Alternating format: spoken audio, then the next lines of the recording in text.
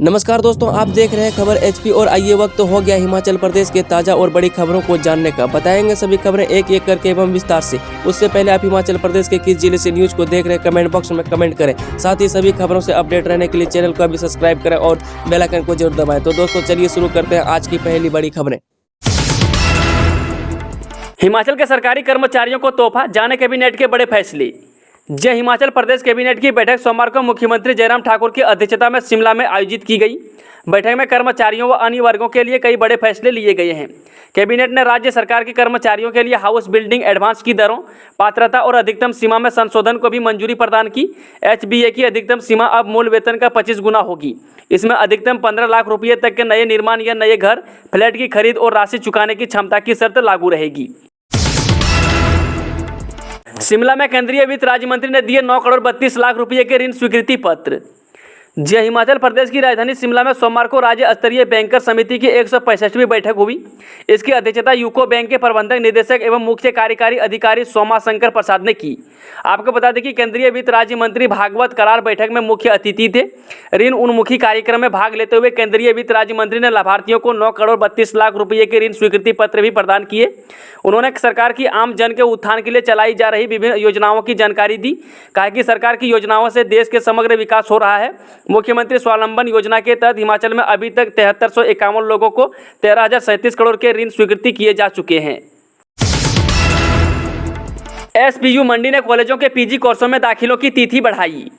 जी सरदार पटेल विश्वविद्यालय मंडी की ओर से अब विश्वविद्यालय में चलने वाली 9 विषयों की कक्षाओं को 29 अगस्त से शुरू करने का निर्णय लिया है।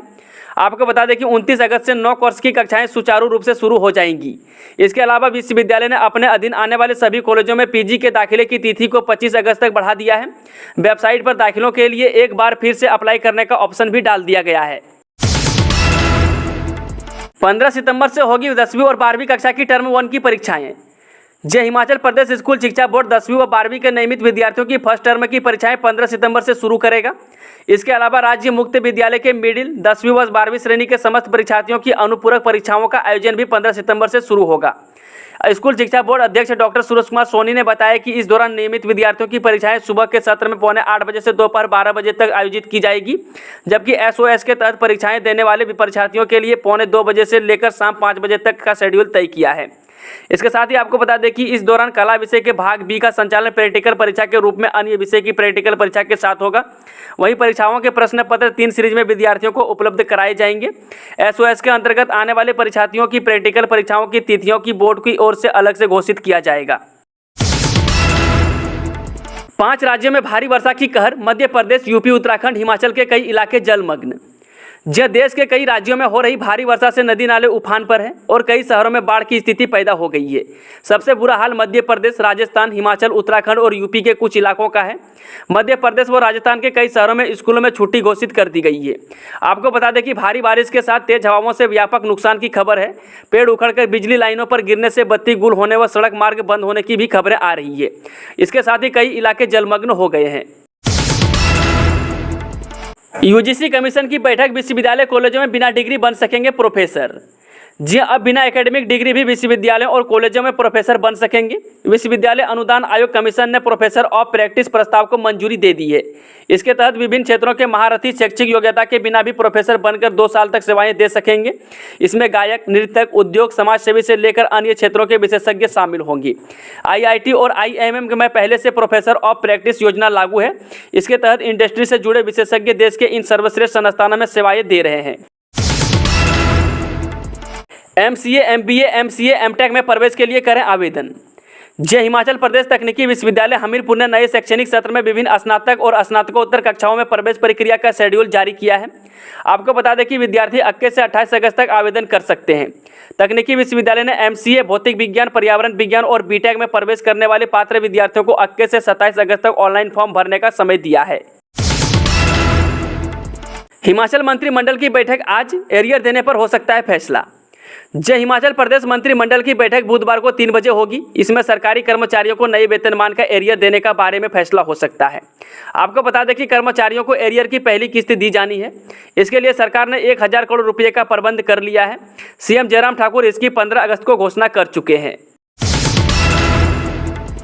पूर्व केंद्रीय मंत्री आनंद के इस्तीफे से 20 चुनाव से पहले कांग्रेस की मुश्किलें बढ़ेंगी। जी पूर्व केंद्रीय मंत्री आनंद शर्मा के इस्तीफे से प्रदेश कांग्रेस की राजनीति में हलचल पैदा हो गई है।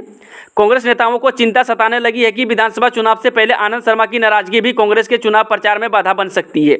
सत्तारूढ़ भाजपा को इससे एक और मुद्दा मिल जाएगा।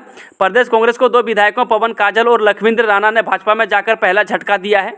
अब आनंद शर्मा के इस्तीफे से कांग्रेस में फिर हड़कंप है। इससे कांग्रेस में खेमेंदी बढ़ेगी। देश में अंग्रेजों के जमाने की महिला पुलिस की वर्दी बदलने की जरूरत। जे देश की महिला आईपीएस अधिकारियों, अर्धसैनिक बलों और महिला पुलिस अधिकारियों के 2 दिवसीय 10वें राष्ट्रीय सम्मेलन में महिला पुलिस की वर्दी बदलने पर मंथन हुआ। शिमला में हॉलीडे होम होटल में सम्मेलन के पहले दिन चले तकनीकी सत्र में हिमाचल की एडीजीपी विजिलेंस सतवंत अटवाल और मध्य प्रदेश के एडीजीपी अनुराधा शंकर ने कहा कि देश में अंग्रेजों के जमाने की चली आ रही महिला पुलिस की वर्दी को बदलने की जरूरत है। आपको बता दें कि सम्मेलन का उद्घाटन राजभवन में केंद्रीय गृह राज्य मंत्री नित्यानंद राय ने किया। सोलन सब्जी मंडी में गिरे दाम, बाहरी राज्य में टमाटर भेज रहे किसान। यह सब्जी मंडी सोलन में टमाटर के उचित दाम न मिलने से टमाटर की आवक भी घट गई है। किसानों ने बाहरी राज्यों की मंडियों को टमाटर भेजना शुरू कर दिया है। इससे सब्जी मंडी में स्थानीय टमाटर की करीब 40% तक आवक कम हो गई है। आपको बता दें कि कंटाघाट, चायल, सोलन, बसाल, कोरो, कैंथेटी समेत जोनाजी क्षेत्र के किसान बाहरी राज्यों को सीधे टमाटर और शिमला मिर्च के क्रेट भेज रहे हैं। सोलन में टमाटर के 500 और बाहरी राज्यों में 700 से 800 रुपये प्रति क्रेट मिल रहा है। अब इससे मामले को लेकर हिमाचल किसान सभा भी उग्र हो गई है। उन्होंने आड़तियों और व्यापारियों पर मिलीभगत का आरोप लगाया है। भाजपा नेता बोले झूठे बोलने में माहिर है केजरीवाल, मंत्री उनसे भी बड़े झूठे। जे केंद्रीय मंत्री अनुराग ठाकुर ने कहा कि दिल्ली के मुख्यमंत्री अरविंद केजरीवाल झूठ बोलने में माहिर हैं और मंत्री उनसे भी बड़े झूठे हैं। कांगड़ा में एक कार्यक्रम में पत्रकारों से बातचीत में उन्होंने यह बात कही। दिल्ली के उप मुख्यमंत्री सिसोदिया ने दावा किया था कि भाजपा ने उन्हें मुख्यमंत्री पद की पेशकश की थी और आम आदमी पार्टी को तोड़ने के एवज में उनके खिलाफ सभी केस भी बंद कर दिए जाएंगे। एडीबी की 1200 करोड़ की मदद से हिमाचल के 10 जिलों में मिलेगा स्वच्छ पेयजल। जे हिमाचल में एशियन विकास बैंक की 1200 करोड़ रुपये की वित्तीय मदद से 10 जिलों में स्वच्छ पेयजल मिलेगा। दुख की बात है कि योजना का लाभ जनजातीय जिला किन्नौर और लाहौल स्पीति के लोगों को नहीं मिलेगा, जबकि अन्य सभी जिलों की ग्रामीण आबादी को सीधे लाभ मिलेगा। इस योजना राशि से सिरमौर जिले में सीवरेज का पायलट प्रोजेक्ट भी चलाया जाना है। आपको बता दें कि प्रदेश के 10 जिलों की ग्रामीण आबादी के स्वच्छ पेयजल उपलब्ध कराने के लिए केंद्र सरकार और एडीबी के बीच समझौता ज्ञापन में हस्ताक्षर हो चुके हैं। भवन निर्माण के लिए 15 लाख रुपये ले सकेंगे कर्मचारी, एरियर की किस्त सितंबर में मिलेगी। जी सरकार ने निर्णय लिया है कि कर्मचारियों को हाउस बिल्डिंग एडवांस के तौर पर 7,50,000 रुपये की सीमा को बढ़ाकर 15 लाख रुपये करने का निर्णय लिया है। अब कर्मचारी 15 लाख रुपये लेकर भवन निर्माण कर सकेंगे। जाहिर है कि यह कर्मचारी वर्ग के लिए राहत की बात है। सचिवालय में मुख्यमंत्री जयराम ठाकुर की अध्यक्षता में आयोजित प्रदेश मंत्रिमंडल की बैठक में इस आशय का निर्णय लिया गया है। आपको बता दें कि जल शक्ति विभाग में 320 पद पैरा वर्करों के भरने का प्रस्ताव लाया गया है। संभवतः सरकार पैरा वर्करों के पद भरने की मंजूरी प्रदान करेगी। वहीं चलते हैं आज की आखिरी खबर। खरसोग के कई क्षेत्रों में भारी बरसात से पेयजल संकट, जल शक्ति विभाग के अधिशासी अभियंता से मिले लोग। जे करसोग के तहत कई क्षेत्रों में जनता पेयजल किल्लत से जूझ रहे हैं। यहाँ उपमंडल के तहत ग्राम पंचायत साहोट के खदेहड़, वीरन, खने उल्ली व घनई आदि गांव में लोगों को भारी बरसात में पानी की सप्लाई नहीं मिल रही है, जिससे ग्रामीण रोजमर्रा की जरूरतों को पूरा करने के लिए बारिश के पानी पर निर्भर है। ऐसे में स्थानीय जनता के एक प्रतिनिधि मंडल समाजसेवी दीप भंतल की अध्यक्षता में जल शक्ति विभाग करसोग डिवीजन के अधिशासी अभियंता से मिला। इस दौरान अधिशासी अभियंता को अवगत करवाया गया कि पिछले लंबे समय से ग्राम पंचायत साहोट के तहत कई गांव में लोगों को नियमित तौर पर पानी की सप्लाई नहीं छोड़ी जा रही है।